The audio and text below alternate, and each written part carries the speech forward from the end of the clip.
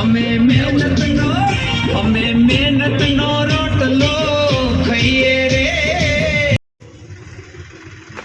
ચાલો સારું એકદમ ખાલી ફોટું હોય ને એવું લેવડાવ્યું.